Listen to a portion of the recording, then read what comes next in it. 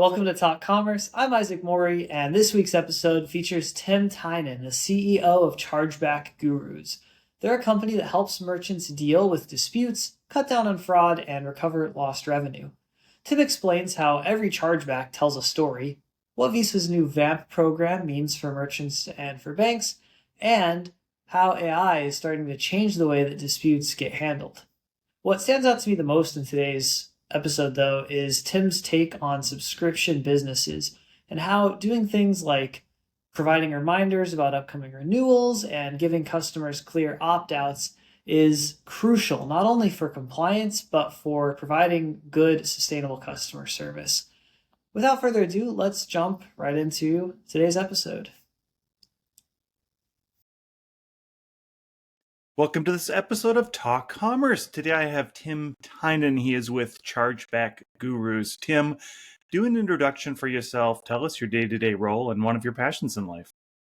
Okay, well, thank you, Brent. Thanks for inviting me. It's great to be with you and your listeners. And yes, I'm Tim Tynan. I'm the CEO of Chargeback Gurus. We are a company that helps merchants, other companies with the dispute process. We help them manage that for credit card disputes. Working with all the different players like Visa and MasterCard and the banks, both on the issuing side that provide like credit cards for you and me, and also the banks on the merchant side. And we help them manage that process to resolve disputes. I'm a person that's been in the industry for many decades, working with a number of players like Bank of America and Citigroup. And anyway, glad to be with you today, Brent. So what do I have a passion for? Well, I mean, I definitely have a passion for my family. And I guess I would say as a hobby, baseball, Yankees fan and enjoy sports. Yeah, I mean, our interview was going so good, and then you had to mention the Yankees. Geez, no, we'll move on. We'll move on from there. I'm a Twins fan, which is a tough one. It's probably worse being a Vikings fan or a Mets fan, right? Mets, whatever. I was a Herbie Puckett fan for what it's worth. Yeah, he was great, and I know the Mets got Santana back in the 90s. Let's not talk about baseball, but I'm also a baseball fan. So all right. Before we get started though, you have graciously volunteered to be part of the Free Joke Project. I'm just going to tell you a joke. All you do is give me a rating 8 through 13. So here we go. If your mother-in-law starts giving you parenting advice, tell her, hang on a minute. I live with one of your kids and they never listen. Well, I got to tell you that hits home with me because I have a terrific mother-in-law. I was with her last night, and it's true. It's true. So listen, how can I give you anything less than the best, Brent? You're a 13 all the way. All right, awesome. All right, so how do you make? What's my first question? And I've been in the industry for a long time as well. How do you make chargebacks exciting? How do you engage a merchant and say, listen, we got to talk about chargebacks? Well, one thing we like to say, which is really true when you think about it, is that every chargeback tells a story. And if you really dig into it, if you investigate it, a dispute, right? Disputes have happened since the beginning of, mankind. Cavemen had and cave women had disputes. And so right till today, when you think about it, there's detail behind it. What happened behind that? What about the transaction? What kind of industry was it? What kind of amount was it? Who did the purchasing? Why is there a dispute? Was it an error? Was it some fraud?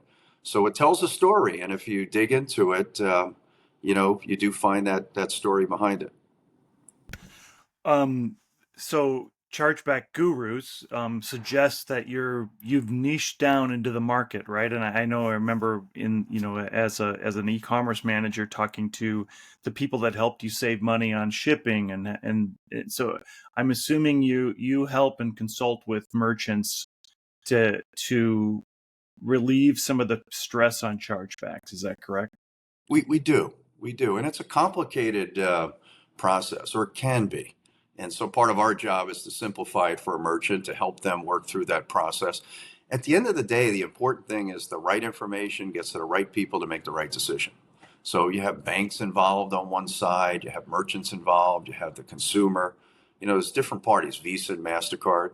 There's certain rules associated with protecting consumers so that they have rights on a dispute, and clearly the merchant needs help with that too.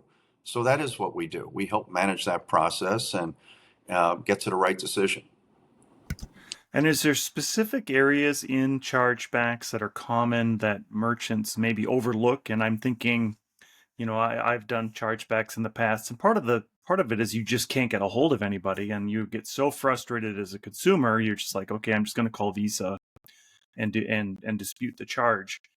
Is there a punch list of items that you recommend right off the bat to help them in that process?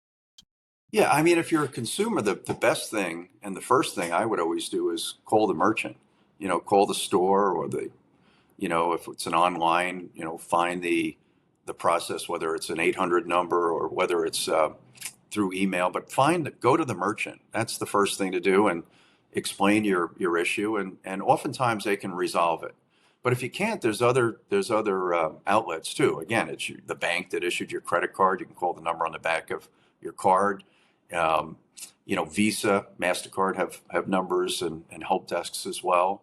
So there's multiple places to go to get a resolution. But once and you shouldn't have any trouble finding somebody. You call one of those numbers, somebody's going to pick up. You start the process.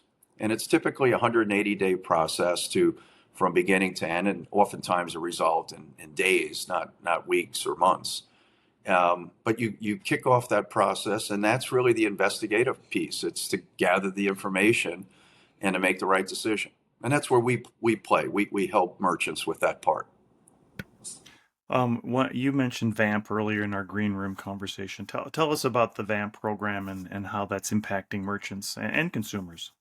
Sure. So Visa just announced something called the VAMP, right, which is the Visa Acquirer Monitoring Program. And these are industry terms. An acquirer is a bank essentially that acquires the credit card or debit card or gift card, whatever the card transaction is, and helps do the clearing and settlement of the monies that need to go between you as a consumer with your credit card that you purchase something with, and the other side of that transaction with the bank for the merchant to assume that they get their funds for the goods and services they provided. And but the Visa Acquiring Monitoring Program is replacing something that Visa had before. They had a program called the Visa Dispute Management Program, which was about chargebacks.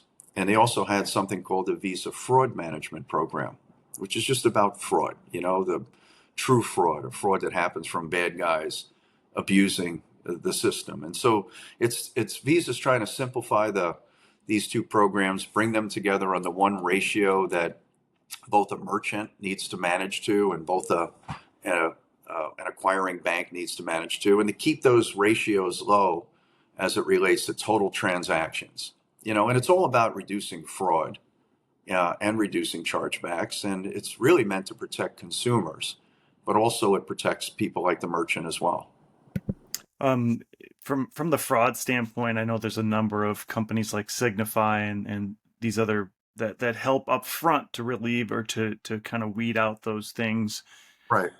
Is there good best practices that you recommend to make sure that you're not even getting to the point of having a fraudulent card that's being used on your website and then somebody's going to do a chargeback? Yeah, if you're a merchant, there definitely is. Right up front, it's making sure that like a consumer understands terms and conditions. Making sure that you've got documentation for that transaction. There are things like, merchants have things like account verification, address verification. That those little three numbers on the back of your credit card, the CVV.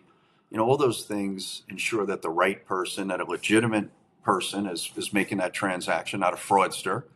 So there are clearly things like that. And you mentioned like Signify, Riskify, those are good companies that provide some merchants with a scoring mechanism to make decisions that this is a good transaction, this is not a good transaction, you can accept it, you can ship the goods. So that's part of sort of fraud management. Chargeback Gurus plays a specific role after the transaction to help with the dispute piece.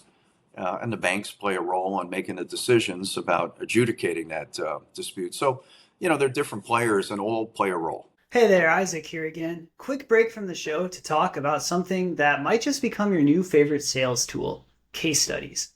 At Content Cucumber, we specialize in turning your best client success stories into compelling, SEO-friendly content that also drives conversions. We handle the interviews, the writing, the strategy, everything, start to finish. You get a polished case study that helps you close deals, train your team, and stand out from the competition. If you're ready to show, not just tell, what makes your service great, head over to gotcontent.io/case studies to learn more. Link in the bio. Now, back to Talk Commerce. In your role, there's a threshold that merchants have to meet, right? There's a threshold that they can't have so many chargebacks. So is part of your role making sure they're under that threshold? And then does it mean eventually you might work yourself out of a job, or is there always going to be these chargebacks? Yeah, that's a good question. And it's true. If we're doing a good job, we're helping to reduce chargebacks. Now, of course, part of what we do is we manage the process and we help a merchant recover revenue from that chargeback, or the consumer, if they should get a refund. So there's no doubt if we're doing a really good job, we're helping to reduce chargebacks. But there's always going to be disputes too. So there's a need for both. There's a need for somebody to manage the process, and clearly reducing chargebacks is the right thing. This new VAMP program has changed the ratios. They typically, in the past, they were about 1%. So you wouldn't want more than 1% of your total transactions to end up as a chargeback. The same was true with fraud. You wouldn't want anything above 1% of fraud of your total transactions. And with the new program, again, they combine those two ratios, the fraud ratio, chargeback ratio. And the numbers have changed a little bit. There's a little more generous room for a merchant. The program next year, 2026, when it's fully rolled out, goes to about 1.5% for a merchant. But for the acquirer, again, the bank that's taken that transaction to clear and settle, as I mentioned before, their number is now 0.7. So there's more responsibility with VAMP being shifted to the acquiring bank to ensure that they're monitoring fraud and they're helping to reduce chargebacks. So both still have responsibility, but those numbers have changed slightly. One of my biggest frustrations as a consumer is the subscription model, where you subscribe, they get you to pay for a year in advance, and you forget, you don't even use the service anymore, and then suddenly you get this big charge. Is there some rules around that the merchants have to give you some, they have to give you first an idea that this is going to happen the next month, and then is there a point in which they give you that charge and then you're like, no, I don't want this, I want to cancel right now? There must be some rules around that, and there must be some ways you help coach merchants to make that process better. Yeah, that's a really great question, because I think best practice with a good merchant that has a subscription business not only has very good communication up front about the business rules, if you will, to do business with them, but also the opt-out capability that you can opt out of that subscription anytime you want. And it should be easy to do. Apple is a good example of that. On your Apple iPhone, if you subscribe to things through Apple, it's part of the settings. You can go in and unsubscribe anytime that you'd like. So having the ability to unsubscribe is very important. Having that opt-out capability is important. That's one of the rules that in the dispute process would be part of the information that would be shared with the bank and also the consumer, whether they did opt out, and that would be a best practice. How about when a consumer, let's go back just to the subscription model again. So the idea is that you're helping the merchant to reduce it, but is there a way that you can help them to almost eliminate it, other than what you've already said about about the opt out, and is there a best practice that you recommend in there from a merchant standpoint who has like a SaaS model that's doing a service rather than a product? Yeah, it's definitely about information and education. I mean, there's no doubt that the more simple you could make it for a consumer, if you're in a subscription business, again, opt out to me is table stakes. That should be always offered. Um, but reminders. It could be constant reminders too. It could also be little pop-up screens about education. Now, there's that balance if you're in business. Obviously businesses want to increase the acceptance of their credit card payment. They want people to have access and use of whatever their subscribed service might be, whether it's streaming service or some sort of periodical information, or maybe even to a podcast. There's all different, of course, things that people want to take advantage of and use. So there's the balance between that. There's the consumer protection, opting out, education's important. There's the business or merchant wanting to have higher acceptance rates and clearly be able to provide their service in an easy, frictionless way. So I think best practices are the ones I've seen have a lot of education, make it very simple to use. It could be pop-ups that you can get off the top of a screen. It could be reminders every time you reuse it. It could be a monthly reminder, for example, too. That is also a best practice. Switching the gears a little bit to AI, in the communication process, more and more merchants are switching to a bot on their website. And I can just say, from my experience with a SaaS player, I got put into a loop, and I actually canceled my subscription because they've removed the human from the customer experience. How much are we seeing a shift from removing humans in that, and then the increase in retention for clients or even chargebacks because of this shift to more of a bot version of customer service? Yeah, that's also interesting topic. It's new ground, obviously. What early days you're seeing with AI is in the customer service area, where a bot's helping to answer questions or uh, provide information. There's no doubt people are using AI also for decisioning. For example, we do at Chargeback Gurus. We've got these machine learning algorithms that we built that really help with providing information in a more effective and efficient way, and then help with decisioning about whether a dispute should be continued to be investigated or not, or just a quick decision can be made. But you're talking about something interesting too, like agentic AI, where bots might actually help with the purchase process. Uh, I think it's going to be interesting to see. I don't think that people have figured that out yet. I think there's still rules to be decided. I personally wouldn't have an agent buy for me, but maybe I'm not the typical purchaser too. I think there's always going to be both too, to be honest with you, Brent.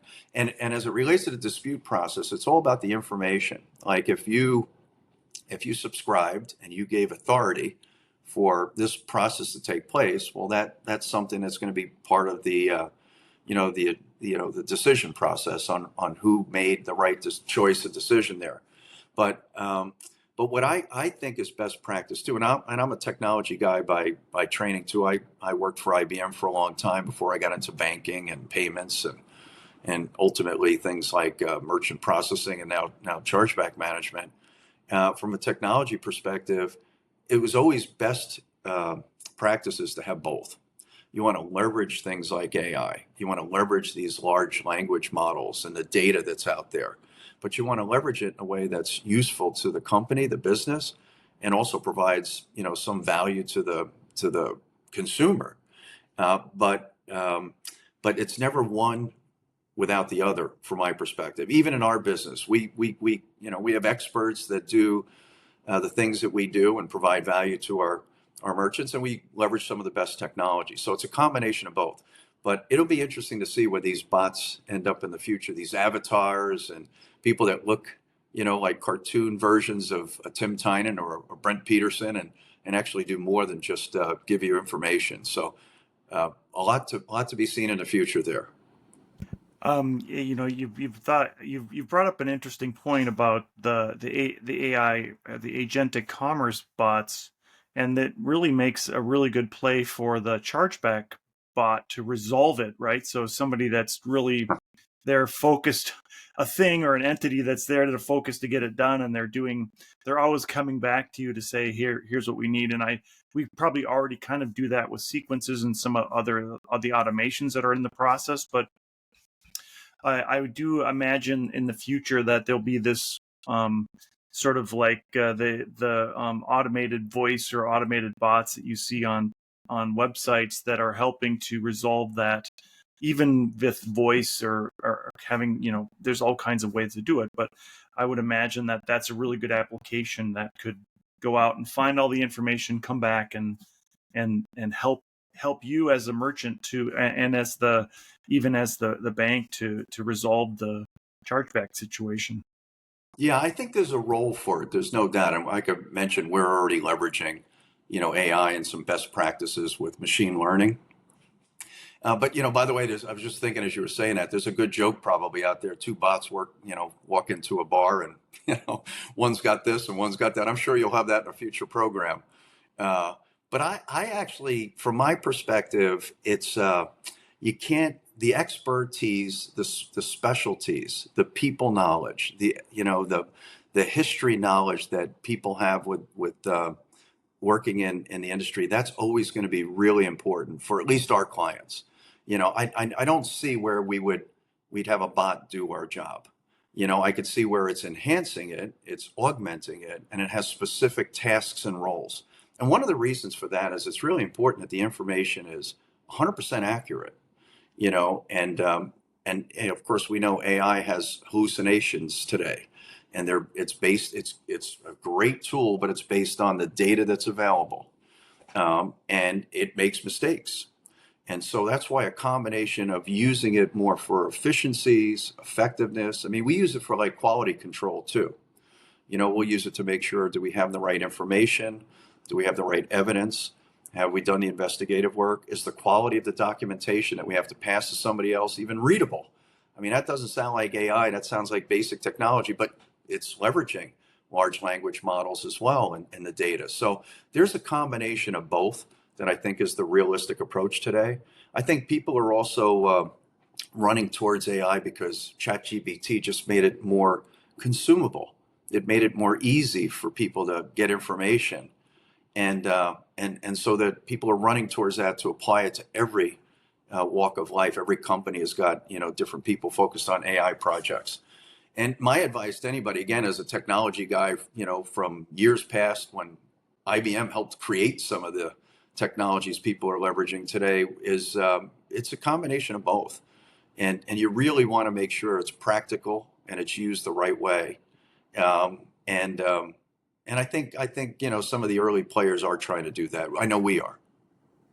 Yeah, you bring up a really good point about machine learning and AI, and machine learning has been around for years, and Watson and IBM have been in this game for a very long time, doing exactly what now we're doing as consumers. But maybe AI is the democratization of that machine learning and allowing more people to participate in it. Tim, we have a few minutes left. As I close out the podcast, I give everybody a chance to do a shameless plug about anything they'd like. What would you like to plug today? Well, thank you for that. Well, listen, Chargeback Gurus is a great company. I'm honored to be part of it. We have some talented people. We have some really terrific clients too. Some of the largest companies on the planet are our clients, and we can help a merchant with dispute management. We've got expertise. We've got data. We've got some best-in-class technology. I already mentioned something about AI and machine learning. But we can help merchants. So if you're listening to this and you've got a fraud problem or a chargeback problem, we're the place to go look at. We can easily be found on the website, chargebackgurus.com. And anyway, Brent, I appreciate that shameless plug. I didn't expect that, so thank you for that. Yeah, you're very welcome.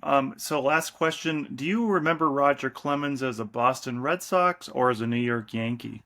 Oh, well, I remember him as both because he was a fierce competitor. And of course, I remember that game that he pitched where He was hurt and there was blood in his socks, and he was still pitching. And when I was with the Red Sox, but I was happy to see him join the Yankees. So both, yeah.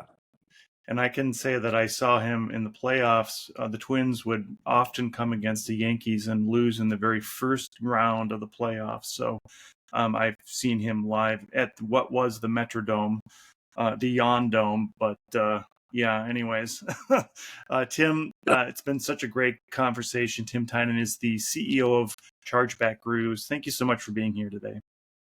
Thank you, Brent. Appreciate it.